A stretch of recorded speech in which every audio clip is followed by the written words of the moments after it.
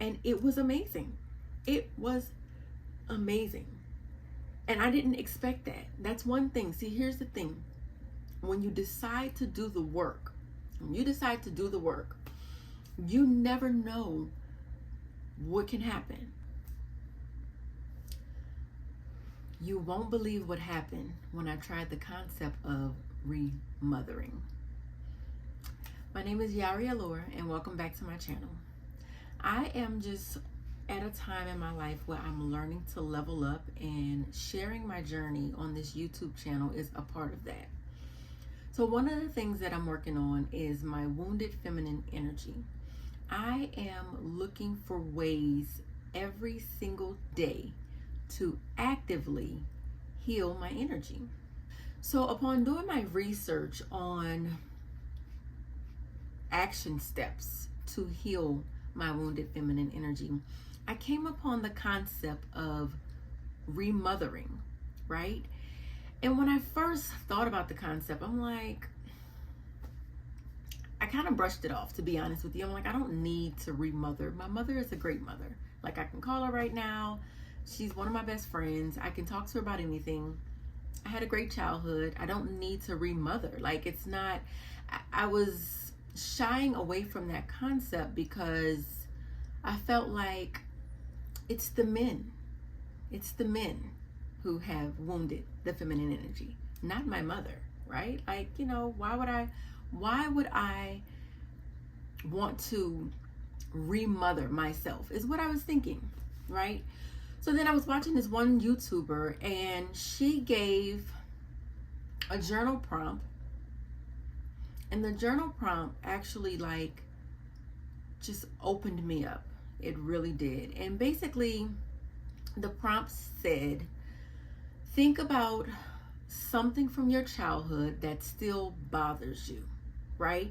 So she didn't say, remother yourself. She didn't say some trauma from the past. She didn't say, like some crazy thing. She just simply said, think about something from your childhood that still bothers you. So when like I said, I'm doing these action steps, right? To really, really heal myself, to learn who I am deep down, authentic,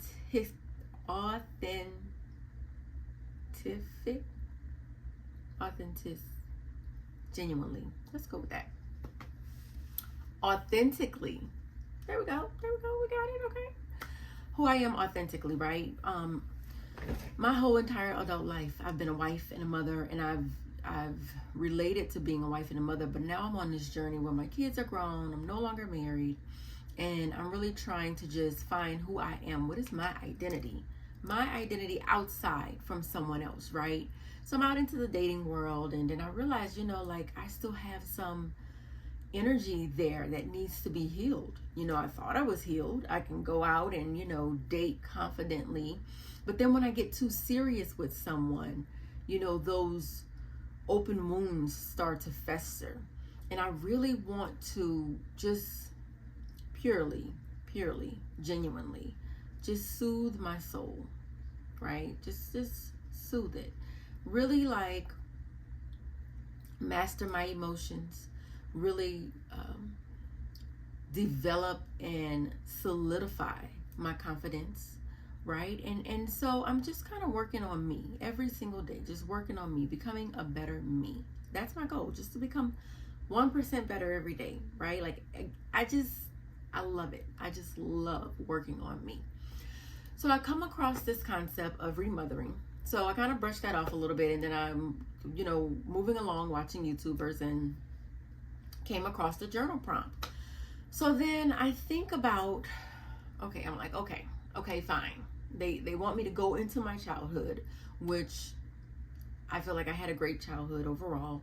And I didn't, I was blessed to not have any traumatic events per se. A lot of people deal with a lot of different things in their childhood, and I'm empathetic, absolutely. And I'm grateful, I'm grateful that I understand that in order to have a great childhood, you have to, that's not a given, You know, it's not given that you're going to have great parents. It's not given that your mother's going to love you, or your father's going to love you, or that they're even going to be there for you. It's not a given. So I do completely understand. So I guess that's why I was a little bit offended. Like, I don't need to remother myself. You know what I mean? It's not the mother, it's the guys. But, and it's not even the guys, it's me, right? It's me. And so, okay, I want to give you an example of how it really truly healed me. Like, what happened. I want to share with you the event that I went through and how I remothered myself, just so that you can have an example of like how to do this in your life. Because you may be like me, like, I don't need to remother myself.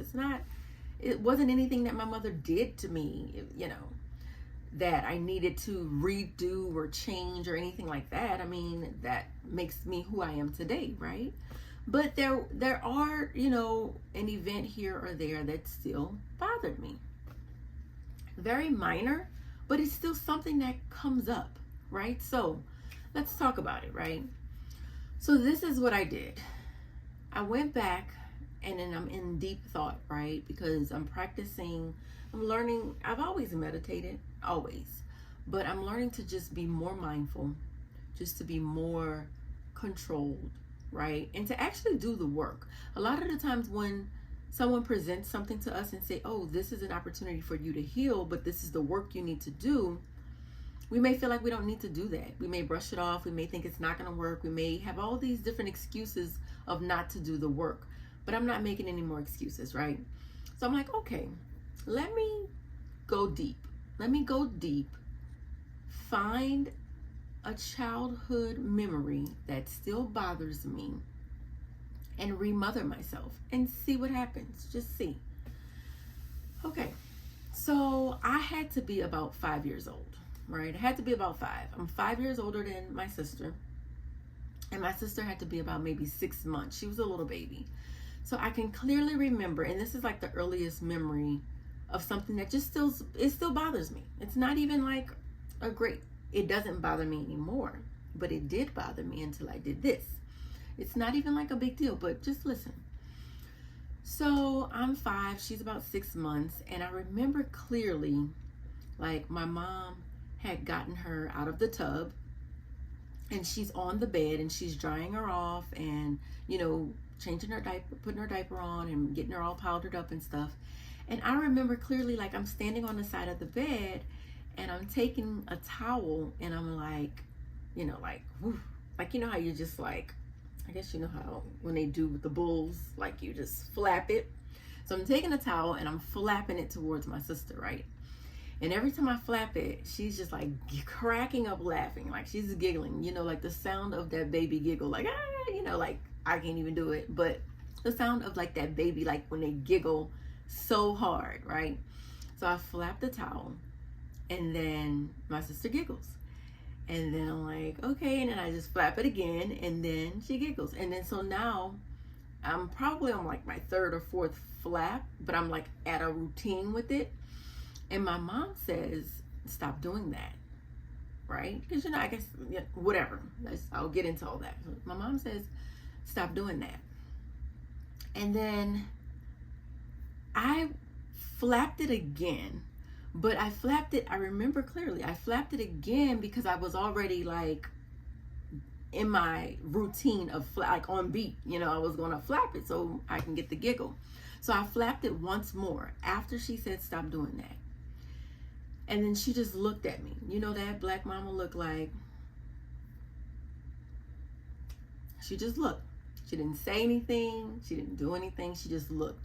And I remember feeling like, oh, like just so like, oh, I'm gonna get in trouble, like, you know, just so like I was disappointed in myself because I had disappointed my mom, and then also I didn't understand why I needed to stop. Like, it was making my sister laugh, right? So I couldn't comprehend at that young of an age why I needed to stop. I definitely wasn't going to say, why do I need to stop? You know, you don't talk back to your parents. We absolutely have the utmost respect for our parents. And she just looked at me with that last flap, like, you got one more flap in you. You know what I mean? That type of look. So I stopped. It was done. And that was it. That was it. So as you can see, my mother didn't do anything wrong in that situation, right? She didn't do anything wrong. She told me to stop. And she had very good reason to tell me to stop doing it. But I didn't understand at that age why I needed to stop. And for up until now, up until I'm actually doing the work to peel back the layers of the onion, to go back into my childhood at the deepest core, at the youngest memory, and remother myself. It wasn't until then that I went back to find that memory of something that just bothered me. It just bothered me. So now,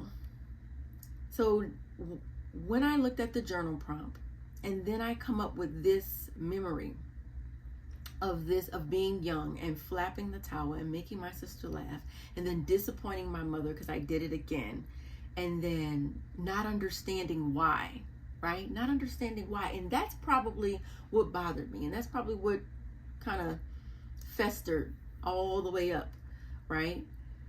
So now at this age, I'm in my 40s and my children are grown. I have an 18-year-old and I have a 22-year-old, right? So I've mothered my children.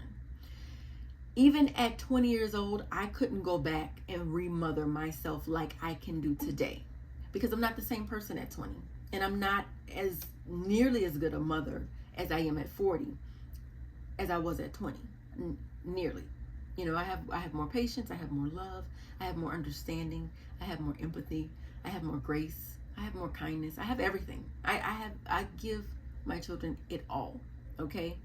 They will get the utmost inspiration, positive motivation, limitless love and energy, hugs daily, whenever, everything. They get what they need from me. Now they do. You know what I mean? Now. Because when you know better, you do better. But there was a point in time when I was just going with the flow, just raising them because I had kids, and you know, you just gotta do what you gotta do just to get through. You know, at some point I became intentional early on, but at some point I became intentional about the love that I would give to my children. You know, I'm like telling them I need hugs every day, you know, because we need to make sure that we keep that physical touch. We need to tell each other we love each other. We need to make sure that we have that bond, because the world is so cold, right? So in a cold world, I am your warmth. I'm here. But I wasn't like that young. But I'm saying that to say everything happens for a reason and everything unfolds perfectly. Because had I found the concept of remothering 10 years ago, 20 years ago, I would not have been able to do it like I did it to myself this time. So what did I do? Okay, so I go back to this memory and I flap it, and then my mother says stop. And then now, when you remother yourself, since you're doing it, you have no consequence of asking why, right? Now, I asked why as a 5-year-old. Now, in this whole concept of remothering myself now, I allowed the question why. So I'm like, in my mind, I'm like, well, why, Mom? Why do I have to stop? She likes it. She's laughing. And then my mother gets down to my level. Because see, this is what you do. When you remother yourself at the age you are now, at the knowledge you have now, you can give yourself, you can redo the situation, and you can give yourself the absolute maximum amount of love, amount of compassion, amount of understanding, amount of everything that you want to give yourself, right? You don't have to, oh, you can't ask why, or you can't do this, or you can't do that. And I'm not saying that I couldn't probably do it then. I could have probably did it. There's a way. It's not what you say, it's how you say it. But I was just too young, and I wasn't even thinking about playing with Mom like that. You know what I mean? Like, no, you just don't play with your parents like that. But now in this new situation, when I remother myself, I can ask why. It's a safe space. That's the thing. It is a safe space to let it unfold exactly how you want to unfold. So I ask, why, Mom? Why do you want me to stop? She's enjoying it. You know, I like to hear her laugh. We're bonding, you know. So in my mind, my mother gets down to my face level. And she's like, I know you want to make your sister laugh. You are just such a great big sister, but I need you to stop because I just got her out of the bath and it's cold when you flap the towel, so she's gonna be cold and you don't want her to get sick, do you? And then I'm putting powder on her, and we don't want to splash the powder all over everywhere. You don't want it to get into her nose. And as a 5-year-old, I was able to accept and understand, like, okay, no, I don't want her to get sick. No, I don't want her to be cold. I don't want to get powder everywhere. And then I even took it a step further, and I say, you're such a great big sister. Do you want to help me finish getting her dressed? And then I say, yes, I do. So mom allows me to put on her socks and put on her pants and just, participate in dressing my baby sister, right? So I don't have to just stop right there. I get to still be a part of the equation. I get to still bond with my sister. I get to still make her laugh and actively be a big sister, right? So in my mind, as I'm remothering the situation, I just completely show love. I just show, genuine compassion. I include myself and put me there, and I'm, helping my mom, so I feel good about that. And I'm getting my baby sister dressed. It's your baby when it's your baby sister. I'm getting my baby dressed, so I feel good about that. And I was able, from remothering myself, that little simple situation, I was able to soothe my energy about what happened in that scenario. I was able to completely dissolve any negative feelings, any negative emotions, anything that I harbored that bothered me about that scenario. And it was amazing. It was amazing. And I didn't expect that. That's one thing. See, here's the thing. When you decide to do the work, you never know what can happen, right? I went from not believing that I need to even remother myself to feeling some healing, right? Like actively feeling, let's say if your heart is broken in a bunch of different pieces, like actively feeling a crack, like smooth together, like the reparation, the repair of the heart being put together. It amazed me.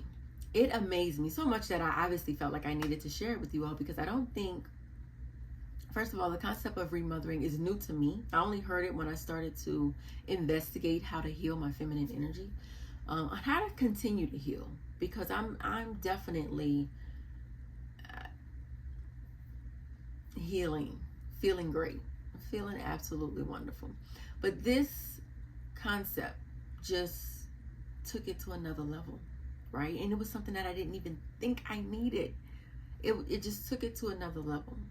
So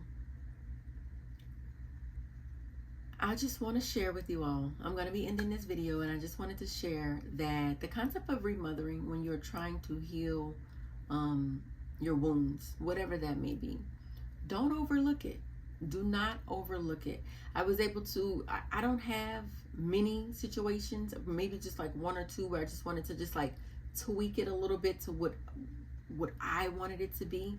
And I was able to go in and do that, so when you're ready to do the work, utilize this tool, utilize this concept, utilize this resource that you have available to you to heal yourself. And I'm sure this can happen with refathering, or if you're a guy, it doesn't matter. None of it matters. Like refriending, it can probably happen in any situation. And I heard the concept of remothering. I don't even know if I watched the video or actually learned what it is. I just assumed what it would be, and I took that and I applied it to that journal prompt that I brought up to you guys.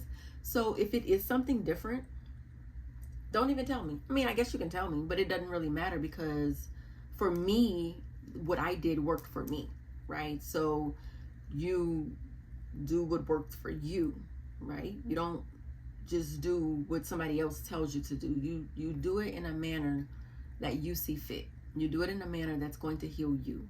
It could be re-grandparenting, re-teachering, re-whatever, right? But the whole goal is to go back deep down and do the work to revisit that situation and replay it out with how you wish that it would have come to fruition.